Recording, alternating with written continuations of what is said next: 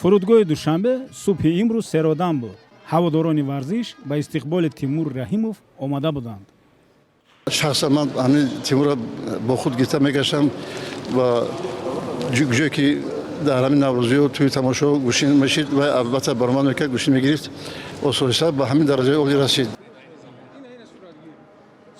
дар таърихи ҷудои тоҷик Тимур Раҳимов аввалин варзишгарест, ки дар мусобиқаи Гранд Слам соҳиби медали тилло гардид.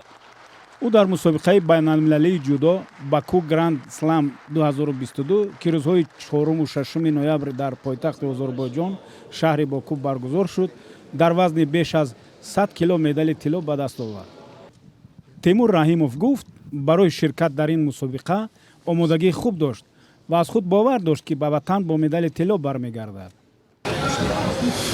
ростии гап ин бениҳоят роҳи тӯлонӣ буд барои ба даст овардани медали тиллои Гранд Слам.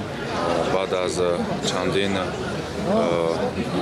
ҷои панҷум, ҳафтум, баъдан ҷои 4 медали биринҷӣ, медали нуқра ва дар охир ба ман муяссар гашт, ки дар Гранд Слам Баку сазовори медали тилло гардам.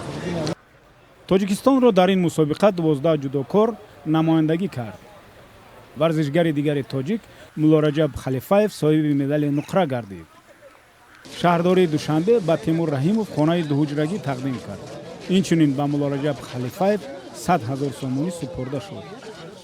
дар гузашта бархе аз варзишгарони тоҷик, ки дар мусобиқоти мухталифи байналмилалӣ ғолиб омада буданд, чунин қадрдонӣ нашуда буданд.